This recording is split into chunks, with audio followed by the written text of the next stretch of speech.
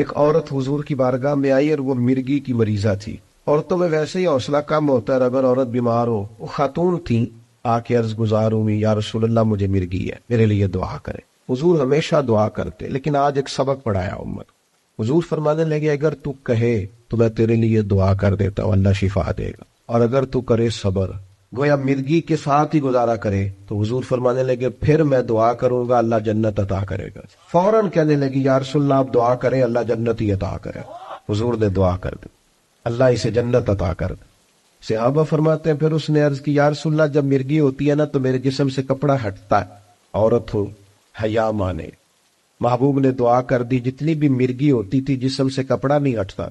صحابہ فرماتے ہیں طویل وقت تک وہ بوڑھی اماں حیات رہیں. باہر سے جب کوئی آتا تھا تو لوگ کہتے تھے جنتی کو دیکھنا، اس بوڑھی کی زیارت کریں جسے محبوب نے دنیا میں جنت کی بشارت عطا فرمائی.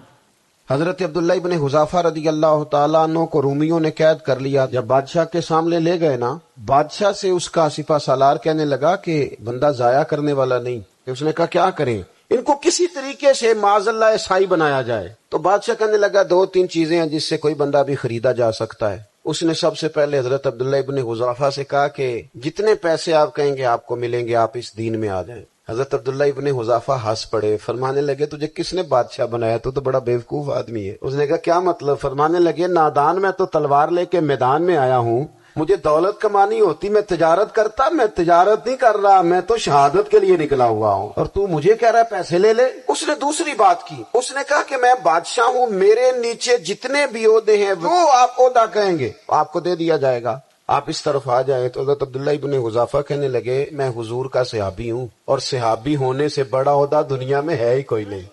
اب انہوں نے ایک نئی چال چلی. حضرت عبداللہ ابن حذافہ کمرے میں تھے تو وزیر کی بیٹی اندر سجی سنوری پہنچ گئی. جیسے ہی آپ نے اس کفر کی چال کو دیکھا تو تیمم کر کے نفل شروع کیے. وہ ساری رات بیٹھی رہی، رب کا بندہ ساری رات عبادت کرتا رہا. صبح دروازہ کھولا، وزیر نے اپنی بچی سے پوچھنا چاہتا تھا رزلٹ کیا نکلا، تو وہ کہنے لگی پیچھے ہٹ جا، اب تیرا میرا تعلق کوئی نہیں، میں نے نبی پاک کا کلمہ پڑھ لیا.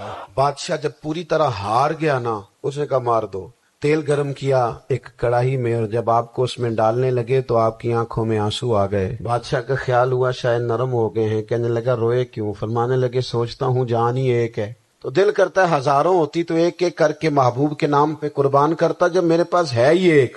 حضرت عبداللہ ابن حذافہ رضی اللہ تعالیٰ عنہ جب روئے اور بادشاہ نے یہ بات سنی تو بادشاہ اٹھ کے کھڑا ہو گیا. سارے وزیروں مشیروں کو کہنے لگا تم نے کہا تھا نا بندہ ضائع کرنے والا نہیں. کہنے لگا میرا ماتھا چومو، تم جیسے لوگوں کو قتل نہیں کرنا چاہیے، آزاد کرنا چاہیے.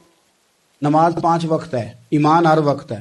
یہ تو نہیں نا کہ آپ فجر میں مومن تھے نماز کے ٹائم اور جب 10 بجے تو مومن نہیں تھے. بعض لوگ کہتے ہیں مسجد میں لے جاؤ مجھے، ابھی میں نے نماز پڑھی. اب تو نے نماز نہ بھی ابھی پڑھی ہوتی اور تو مسجد کے باہر بھی ہوتا تو مومن تو ہے کہ نہیں. آپ کی نماز 5 وقت ہے. رمضان کے روزے سال میں 1 مہینہ ہے، حج زندگی میں 1 بار ہے، زکوٰۃ سال میں 1 بار ہے، اور ایمان ہر وقت ہے. 24 گھنٹے کا مسئلہ، آپ نے مومن رہنا ہے ہر وقت. دل مومن ہو، نظر مومن ہو، آپ کا باطن جاگ رہا ہو، اندر آپ کے ایمان جاگزی ہو. دکان پہ بیٹھے ہوں تو پھر بھی مومن، بازار میں چل رہے ہوں تو پھر بھی، دکاندار ہوں تو پھر بھی مومن، اور گاہک ہوں تو پھر بھی مومن. ہر حال میں ایماندار، ہر حال میں. ہمارے بزرگ فرماتے ہیں کہ ایسا نہ ہو کہ بندہ کسی ویرانے میں مر جائے تو لوگ نشانی ڈھونڈتے پھریں کہ مومن ہے کہ غیر مومن. اس کا چہرہ لب و لہجہ، اٹھنا بیٹھنا، کسی کونے میں بھی وہ کھڑا ہو تو مدینے والے کا غلام نظر آ رہا ہو. کہ ایک بادشاہ نے نا باز رکھا ہوا تھا اور بڑا پیار کرتا تھا اس سے. اب جو باز ہوتا ہے نا، اس کے ناخن لمبے ہوں تو پھر وہ شکار کر سکتا ہے، اس کے پر بھی تھوڑے بڑے بڑے ہوں تو پھر ہی وہ سجدہ ہے. تو بادشاہ نے رکھا تھا، کھلاتا تھا، پلاتا تھا، پیار کرتا تھا اس کے ساتھ. تو ایک دن وہ باز اڑ گیا، بے وفائی کر گیا. اس نے کہا شاید میں یہاں قیدی ہوں. وہ اڑ کے نا تو ایک بوڑھی خاتون کے گھر میں چلا گیا. تو اس بوڑھی خاتون نے اسے پکڑا تو بڑا سخت پیار کیا اس بوڑھی نے اس سے، کہ کہنے لگے دیکھو کتنی زیادتی کی ہے کسی نے، کتنے بیچارے کے ناخن لمبے لمبے ہیں، کبھی کسی نے کاٹے ہی نہیں. اس نے کینچی پکڑی، سارے اس کے ناخن کاٹ دیے. پھر کہنے لگی دیکھو کتنا بیچارے پر بوجھ ہے، اتنے اتنے بڑے پر ہو گئے، کبھی کسی نے سوچا ہی نہیں کہ اس کے پر کاٹ دیے جائیں، ذرا صفائی ہو جائے. پھر اس نے اس کے پر کاٹ ڈالے. شکار کی صلاحیت چلی گئی. اس نے پیار کیا، لیکن وہ باز وہاں رو پڑا اور رو کے کہنے لگا اماں یہ تو نے پیار کیا ہے، مجھے ناکارہ کر دیا. عارف رومی کہتے ہیں پھر وہ وہاں رویا، رو کے کہنے لگا کاش کبھی میرا مالک مجھے مل جائے نا.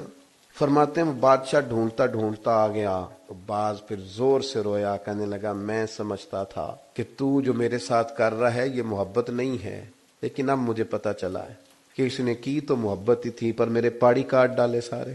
اس نے پھر رو کے اپنے مالک سے فریاد کی تو اس نے کہا تو بے وفا ہے، بے وفاؤں کو اب دوبارہ نہیں لے جایا جا سکتا.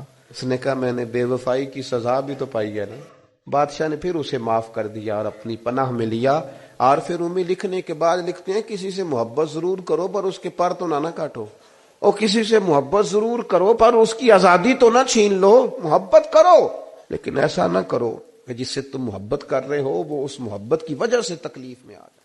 ایک جہاد تھا، صحابہ کہتے ہیں واپس آ رہے تھے تو رستے میں رکے، کھانا کھانے کا ارادہ بنا تو ظاہر ہے کھانے ہوٹلوں کو تو ملتے نہیں تھے، پکانے پڑتے تھے. تو کھانے کی تیاری ہونے لگی تو کچھ لوگوں نے کہا کہ ہم گوشت صاف کرتے ہیں، گوشت بناتے ہیں. کچھ نے کہا کہ برتن میں صاف کر کے اہتمام کرتا ہوں. کسی نے کہا کہ میں بعد میں بانٹنے کا، تقسیم کرنے کی ڈیوٹی لیتا ہوں. سب ڈیوٹیاں لے رہے تھے تو حضور بھی بولے، فرمایا تم نے اپنے اپنے ذمے کام لے لیے ہیں، میں اس طرح کروں گا لکڑیاں اکٹھی کر کے لاؤں گا تاکہ آگ جلا کے روٹی پکائی جا سکے.